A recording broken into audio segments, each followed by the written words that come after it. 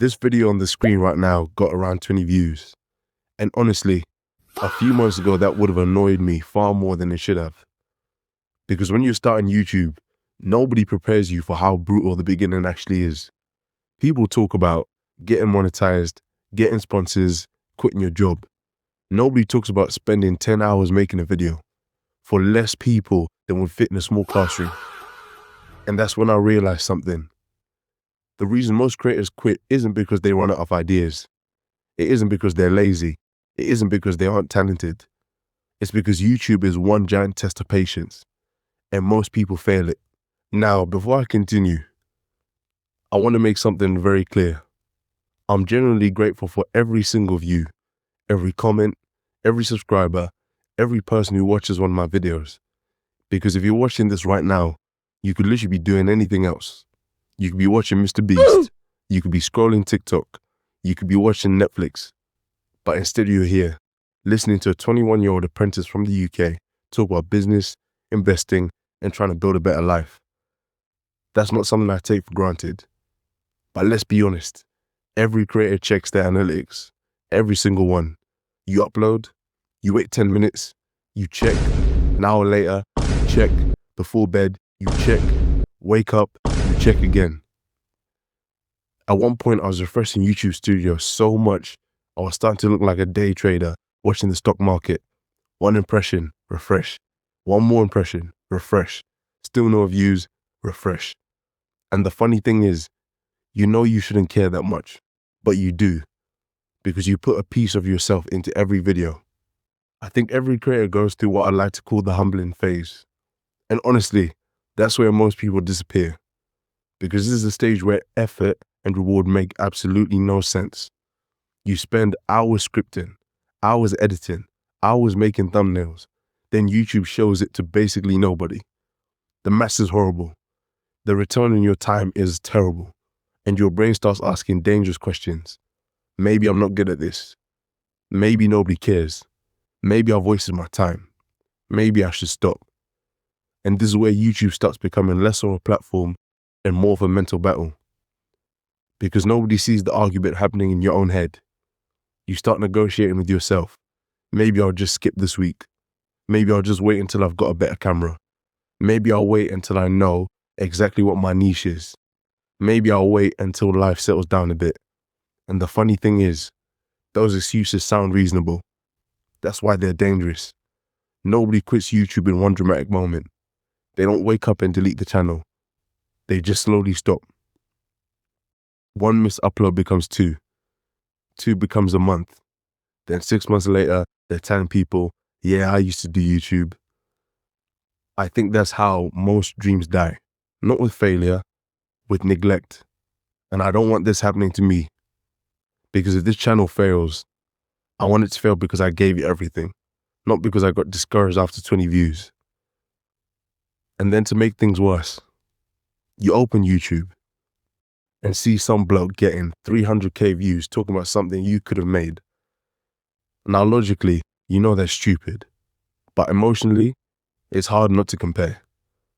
I think comparison is one of the biggest killers of motivation today, not just on YouTube, everywhere. You're comparing chapter 1 to someone else's chapter 10. It's like going gym for 6 weeks and being upset you don't look like Adonis. It's ridiculous, but we all do it, including me. Then something happened recently. One of my videos started getting pushed. Not loads, nothing crazy, but enough for me to notice. The impressions kept climbing, 50, 51, 52, 53, and I realized something important. YouTube wasn't ignoring me. It was testing me. That's a completely different thing. Because if YouTube gives you impressions, it means you've got a chance. Now, whether people click, that's on you. And looking at my analytics, I've got work to do. My thumbnails need improving. My titles need improving. My hooks need improving. My delivery needs improving. But that's actually good news, because those things are controllable. A bad thumbnail can be fixed.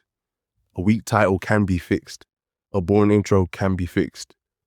You know what's impossible to fix? A channel you quit on.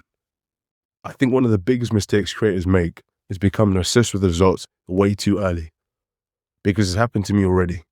You upload a video, then suddenly your entire mood depends on analytics. Views up, great day. Views down, terrible day.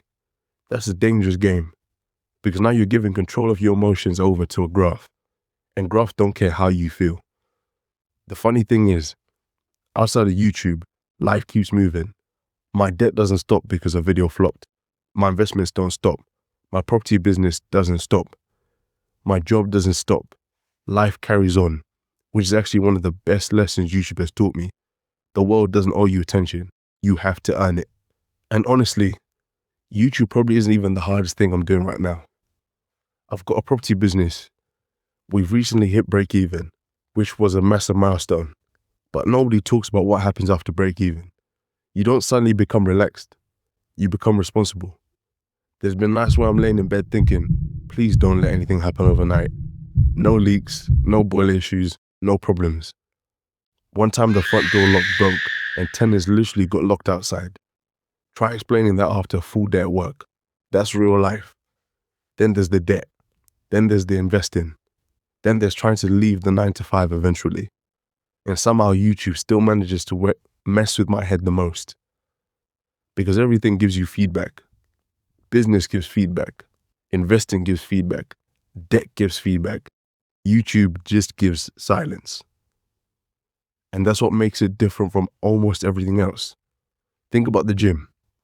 You can see yourself getting stronger. Think about investing. You can see the account growing. Think about business. You can see the new tenants moving in, revenue coming in, problems getting solved. These are all signs of progress. With YouTube, sometimes you don't get any signs at all. You can improve massively and still get no views. You can make a better thumbnail and still get no clicks. You can spend 3 times longer editing videos and nobody notices. That's brutal. Because humans are wired to want feedback. We're wired to want evidence that what we're doing is working. And YouTube often doesn't give you that evidence until months later. Which is why I think patience might generally be the biggest competitive advantage on this platform. Not editing, not cameras, not even talent. Patience. Because most people simply won't stick around long enough. And silence is uncomfortable. Humans hate uncertainty. We'd almost rather hear no than hear nothing at all. So here's what I'm changing. First, longer videos. Not longer for the sake of it. Longer because I want more room to tell stories, more room to be myself, more room to actually connect ideas. Second, better hooks. I've realized nobody cares how good the middle of your video is if they're leaving the first 30 seconds. Harsh, but true. Third, more personality. I think I spend too long trying to sound smart, trying to sound professional, trying to sound like a finance YouTuber. The reality is, people don't connect with perfection. They connect with people. Fourth, more patience. This is probably the biggest one, because YouTube rewards consistency far more than emotion. The algorithm doesn't care if you're having a bad day. It doesn't care if you're discouraged. It only cares if you upload again. And I think this applies to far more than just YouTube, because the older I get, the more I realize almost everything worthwhile works like this. Investing works like this. You don't invest for 3 weeks and become rich. At least not everyone. Businesses work like this. You don't get one property and suddenly retire. Fitness works like this. You don't train for a month and suddenly look like Adonis. Everything compounds. The problem is, we live in a world that constantly shows us the finish line, but never the journey. We see the millionaire. We don't see the decade before it. We see the successful YouTuber. We don't see the hundreds of videos nobody watched. We see the athlete. We don't see the years of training. And I think social media has completely distorted people's expectations. Everyone wants results immediately, including me. I've caught myself doing it. I upload one video and suddenly I'm wondering why the channel hasn't exploded. Meanwhile, there are creators uploading for years. I mean years, not weeks, not months, years. And that's actually quite motivating when you think about it, because it means I'm not behind. I'm just early. And maybe that's where a lot of people go wrong. They mistake being early for failing. Maybe this channel never blows up. Maybe it does. I genuinely don't know. But here's what I do know. A year ago, I wasn't making videos. A year ago, I wasn't running property viewings. A year ago, I wasn't speaking to landlords. A year ago, I wasn't building a business. A year ago, I wasn't putting myself out there. And even if none of this works, I'm still further ahead than the version of me who never tried.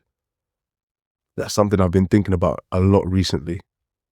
Success isn't only the reward. Growth is, confidence is, skills are, experiences. Becoming somebody capable of handling bigger opportunities is. Maybe that's the whole point of this anyway. Not winning, preparing to win. So if you're trying to build something right now, whether that's YouTube, a business, investing, or just a better life, don't focus so much on where you are. Focus on whether you're moving, because most people aren't. And maybe this video gets 20 views. Maybe it gets 200. Maybe it gets 2,000. Who knows? But either way, I'll probably be sitting here next week making another one. And honestly, that's the whole point. A little unscripted bit right here. Thanks for tuning in. I am really grateful for whoever tunes in. I really mean that. Whether this gets 20 views, 5 views, or even 1 viewer, whoever you are out there, I really appreciate you. Please, just stay tuned in. Drop a subscribe if you can. Drop a like, so this can keep getting pushed. And just forgive the stuttering. It's something I've been trying to improve on, and it's only something really that's gonna go with time, or might stick around. I don't know. But anyway, cheers.